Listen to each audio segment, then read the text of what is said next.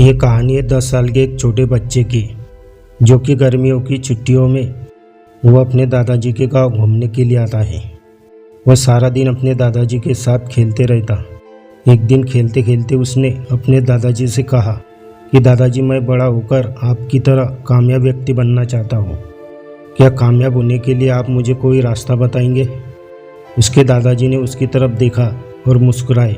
फिर वहीं से उसे एक पौधे की दुकान पर ले गए, जहाँ बहुत सारे छोटे छोटे पौधे बिक रहे होते हैं। वहाँ से उन्होंने 2 छोटे पौधे खरीदे और उसे अपने घर ले गए।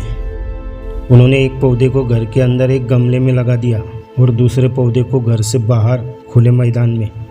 फिर दादाजी ने उसे बुलाया और उसे पूछा कि बताओ, इन दोनों पौधों में से कौन सा पौधा भविष्य में बड़ा और ज़्यादा मजबूत होगा?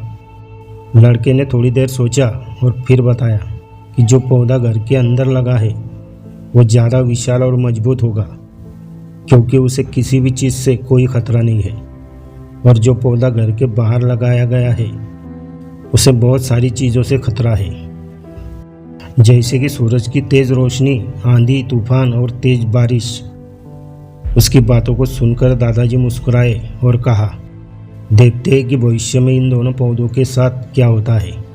समय बीतता जाता है और फिर 4 साल के बाद दोबारा से वो लड़का अपने दादाजी के घर आता है और अपने दादाजी को देखते ही कहता है कि दादाजी, मैंने पिछली बार आपसे पूछा था कि जीवन में सफल और कामयाबी कैसे मिलती है, पर आपने कुछ भी नहीं बताया था, लेकिन इस बार आपको बताना ही पड़ेगा। दादाजी ने कहा, ठीक है, लेकिन उससे पहले चलो चलकर देखते हैं हमने जो 4 साल पहले 2 पौधे लगाए थे उनके साथ क्या हुआ। दादाजी उसको उस जगह पर लेकर गए जहाँ उन्होंने घर के अंदर एक पौधे को लगाया था। उन्होंने देखा कि वो छोटा सा पौधा अब एक बड़ा पौधा बन चुका था। फिर वो अपने पोते को बाहर लेकर गए जहाँ उन्होंने दूसरे पौधे को लगाया था। वहाँ उन्होंने देखा कि वो छोटा सा पौधा अब एक बड़ा विशाल पेड़ बन चुका है। उसकी टहनियाँ काफ़ी लंबी और मजबूत हो गई है। चिड़ियों ने अब उस पर घोंसला भी बना लिया था।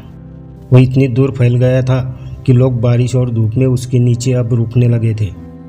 दादाजी ने उस लड़के से कहा, अब बताओ, कौन सा पौधा ज़्यादा बड़ा और मजबूत हुआ है?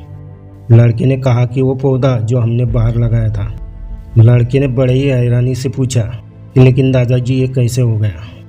इसने कई सारी परेशानियां सही होगी, कई सारी मुश्किलें इसके साथ आई होगी, लेकिन फिर भी ये इतना बड़ा हो गया। दादाजी ने उसकी तरफ देखा और कहा, तुमने ठीक कहा। उसने कई सारी परेशानियों का सामना किया होगा और उन्हीं प्रॉब्लम्स को झेलते हुए वो इतना विशाल और बड़ा हो पाया है। आंधी और तूफान की वजह से उसकी टहनियाँ ज़्यादा मजबूत हो गई, जिसकी वजह से आज वो एक विशाल पेड़ बन चुका है। फिर उसके दादाजी ने उसे समझाते हुए कहा कि देखो बेटा, अगर तुम्हें लाइफ में एक सफल और कामयाब इंसान बनना है तो तुम्हें लाइफ में आने वाली हर परेशानियों को, हर प्रॉब्लम्स को फेस करना पड़ेगा।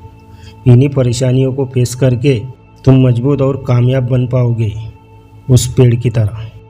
और अगर तुमने परेशानियों को फेस नहीं किया तो तुम भी उस छोटे पौधे की तरह अपनी आगे बढ़ने वाली क्षमताओं को खो दोगे।